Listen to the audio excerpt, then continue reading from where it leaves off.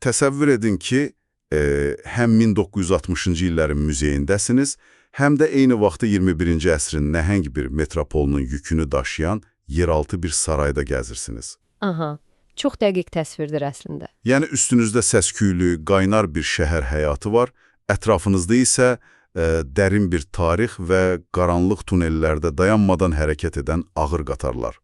Bakı Talks kanalına xoş gəldiniz. Xoş gördük. Bugün biz bu nəhəng infrastrukturun, yəni Bakı metropoliteninin tam daxilinə enib, dərin bir təhlil aparacağıq. Əlimizdə sistemin fəaliyyətini, belə deyək, bütün çılpaqlığı ilə ortaya qoyan çox əhatəli və geniş bir tədqiqat hesabatı var. Məqsədimiz də bu yeraltı dünyanın necə qurulduğunu, bugün niyə sizi bəzən o platformalarda saatlarla gözlətdiyini anlamaqdır. Düzdür və ən əsası da gələcəkdə bizi nələrin gözlədiyini görməkdir. Yəni, hesabatdakı məlumatları vərəqlədikcə, beynimdə yalnız bir fikir dolaşırdı.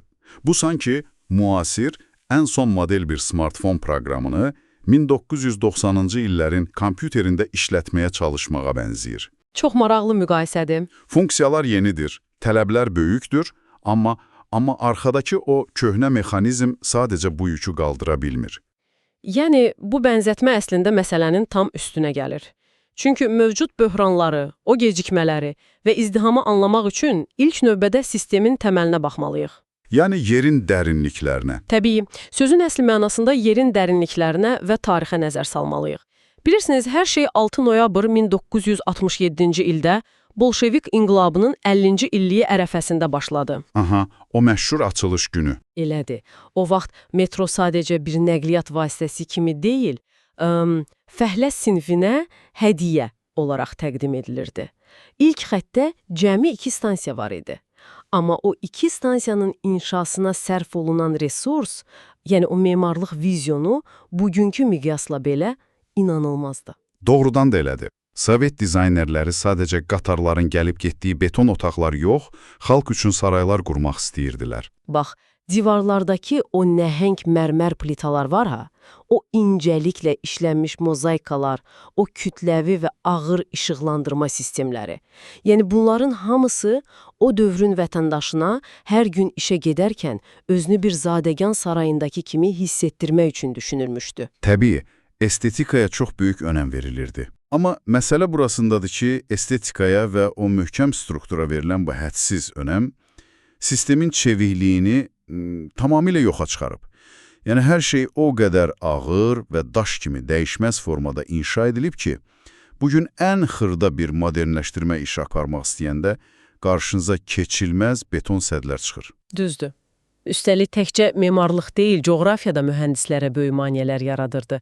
Bakının altı sadəcə torpaq və qayadan ibarət deyil axı. Bəs nələr var orada? Neft quyuları deyəsən, hə? Tamamilə düzdür. Mühəndislər şəhərin altında qədim neft quyuları ilə, torpağın müxtəlif laylarına sızmış neft tullantıları ilə dolu mürəkkəb bir geoloji ərazi ilə mübarizə aparırdılar. Üstəlik Xəzər dənizindən gələn güclü yeraltı suların təzyiqi də prosesi 2 qat çətinləşdirirdi. Yaxşı, gəlin bunu biraz aydınlaşdıraq. Yəni mühəndislər şəhərin altında, sözün əsli mənasında qədim neft quyularının arasından sivişib keçərək, suyun təzyiqinə tab gətirərək tunel qazırdılar. Bəli, məhz belə idi. Bu ki, əsl yeraltı Tetris oyununa bənzəyir. Bircə səhv gediş, bircə yanlış hesablama kifayət idi ki, bütün tunel anında su və ya neftlə dolsun. Hə, risklər çox böyük idi. Məhz bu dözülməz risklərə görə mühəndislər stansiyaları yerin çox dərinliklərində xüsusi tunel qazma maşınları ilə tikməyə məcbur oldular. Burada diqqət çəkən məqam odur ki, həmin o qazıntı maşınlarının yaratdığı standartlar var idi. Aha, o dar tunellər. Elədir. Tunellərin diametri təxminən 5,5 metr olaraq müəyyənləşdi. O dövrün tələbləri üçün bu mükəmməl rəqəm idi. Lakin bugün eyni o Sovet dövrünün ağır, möhkəm və dar beton konstruksiyaları stansiyaları genişləndirməyə və modernləşdirməyə ən böyük texniki əngəldir. Yəni istəsək də asanlıqla böyüdə bilmərik. Düzdür. Digər Avropa ölkələri öz qədim tunellərini müasir texnologiyalarla genişləndirib, daha böyük qatarlar gətirə bilirlər. Bizdə isə yerin altındakı o qatı beton divarları qırmaq və sistemi böyütmək həm inanılmaz dərəcədə bahalı, həm də şəhərin geologiyası baxımından olduqca təhlükəlidir. Deməli, keçmişin o daş kimi möhkəm vizyonu bugünkü ən böyük baş ağrılarımızın səbəbidir. Bu memarlıq və mühəndislik reallıqları bizi əslində dinləyicilərin bəlkə də hər gün ən çox şikayət etdiyi bir məsələyə gətirib çıxarır. Təbii ki, mən stansiyalar arasındakı o inanılmaz uzun məsafələrdən danışıram. O məsələ çox ağırlıdır. Hə, araşdırmadakı rəqəmlər fərqi çox aydın göstərir axı. Baxın, Avropanın əksər böyük şəhərlərində stansiyalar arası orta məsafə 600 metrlə uzağı 1 kilometr arasında dəyişir. Siz yeraltı nəqliyyata çatmaq üçün çox piyada getmirsiniz. Bakıda isə bu rəqəm orta hesabla 1,5 kilometrdir. Hətta bəzi yerlərdə daha çoxdur. Təbii, bəzi istiqamətlərdə vəziyyət daha ekstremaldır.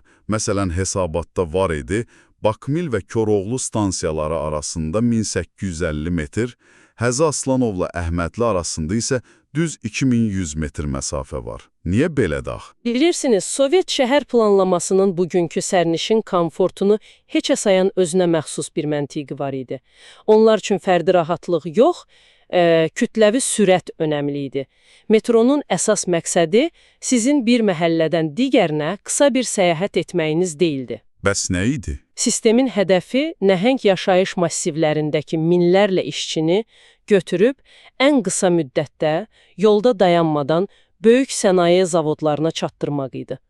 Stansiyaların sayı nə qədər az olarsa, qatar bir o qədər az tormozlayar və daha tez mənzil başına çatar. Aha, sürət məsələsi. Bəli. Digər tərəfdən, yerin o cür dərinliyində hər bir yeni stansiyanın inşası büdcə üçün böyük bir yük deməkdir. Az stansiya tikmək xərclərə kütləvi şəkildə qənaət etməyə imkan verirdi. Amma bir dəqiqə, mən burada etiraz etməliyəm. Məntiqən daha çox stansiya, daha çox sərnişin demək deyilmi? Yəni, niyə əvvəldən gələcəkdə şəhərin böyüyəcəyini hesaplamayıblar və belə qənaət ediblər? O vaxtki iqtisadi model tamamilə fərqli işləyirdi axı. Sistem bilet satışından gələn kommersiya gəliri üzərinə qurulmamışdı. Dövlət zaten bütün nəqliyyatı mərkəzləşdirilmiş şəkildə maliyyələşdirirdi. Bunu ümumi mənzərə ilə əlaqələndirsək, bu qərarın şəhər sakinlərinin həyat tərzinə necə böyük zərbə vurduğunu görərik. Aha, o məşhur sonuncu kilometr problemi, eləmi? Tamamilə düzdür. Bugün biz buna nəqliyyatda sonuncu kilometr problemi deyirik. Təsəvvür edin, vəziyyət əslində şəhəri iki yerə bölür. Bir tərəfdə evindən çıxıb bir neçə dəqiqəyə stansiyaya çatan şanslılar var, digər tərəfdə isə binası iki stansiyanın düz ortasında yerləşdiyi üçün hər gün stansiyaya çatmaq üçün əlavə əziyyət çəkənlər. Yayda o dözülməz istidə, qışda isə Bakının o məşhur adamı yıxan küləyində düz 15-20 dəqiqə piyada getməyə məcbur olanlar. Elədir. Ya da əlavə vaxt ya pul xərcləyib metroya çatmaq üçün başqa bir avtobusa minənlər. Yəni, məhz bu sonuncu kilometr əziyyətinə görə bir çox insan metroya düşməyə əvəzinə birbaşa marşrut avtobuslarını və ya şəxsi avtomobilləri seçir. Bu da nəticədə yerüstü tıxacları daha da dözülməz edir. Düzdür. Və stansiyalar arasındakı məsafələrin belə uzun olması sərnişinlərin eyni nöqtələrə toplanmasına da səbəb olur. Hə, hamı eyni qapıdan içəri girməyə çalışır. Və beləcə biz gəlib çıxırıq sistemin ən böyük böhranına. Yəni 1970-ci illərin texnologiyası ilə idarə olunan izdihama. İzdiham sözü bəlkə də vəziyyəti tam təsvir etmir. Mənbələrdəki rəqəmlər bu həddindən artıq yüklənmənin mənzərəsini çox dəhşətli formada cızır. Bakı metrosu hazırda ildə 250-300 milyon arası sərnişin daşıyır. İnanılmaz rəqəmdir. Bəli, səhər və axşam pik saatlarında bəzi mərkəzi stansiyalara, məsələn, sahil, İçərişəhər, Nizami kimi keçid stansiyalarına baxsaq, 1 kvadrat metrə 4-6 sərnişin düşür. 6 sərnişin, 1 kvadrat metrdə. Bəli, nəzərə alın ki, bu təhlükəsizlik limitinin sonudur. Bu artıq insanların bir-birinə nəfəs alacaq yer qoymadan fiziki olaraq yapışması deməkdir. Anlap dəhşətə gəlir. Və platformada bu qədər adam olanda siz daim gözləyirsiniz ki, qatar tez gəlsin və bu kütləni buradan aparsın. Amma qatar gecikir. Hesabatda bu gecikmələrin əsas səbəbi kimi Sovet dövründən qalma blok siqnalizasiya sistemi göstərilir. Hə, o köhnə sistem. Baxın, bunu dinləyicilərimiz üçün belə izah edək. Təsəvvür edin ki, avtomobillə yolda gedirsiniz və qarşınızdakı svetofor yalnız növbəti məhəllə tamamilə boş olduqda yaşıl yanır. Yəni, arxadan gələn qatar, öndəki qatarın müəyyən bir bloku tam tərk etməsini gözləməlidir. Bu da qatarlar arası məsafəni minimum 3-4 dəqiqə ilə məhdudlaşdırır. Çox dəqiq bənzətmədir. Digər ölkələrin təcrübəsinə baxdıqda, yəni müasir sistemlərdə bu tamamilə fərqlidir. Onlar kommunikasiya əsaslı qatar idarə etmə adlanan CBTC sistemləri ilə işləyir. Bu sistem qatarları rəqəmsal əlaqədə saxlayır və aralarındakı məsafəni bloklarla yox, sürətlərinə görə hesablayır. Bəs bu intervalı nə qədər azalda bilər? Müasir CBTC sistemləri bunu 90 saniyəyə endirə bilər. 90 saniyə. Yəni interval 2 dəfədən çox azalır. Təsəvvür edin, platformada adam yığılmağa heç macal tapmamış, yeni bir qatar gəlib stansiyanı boşaldır.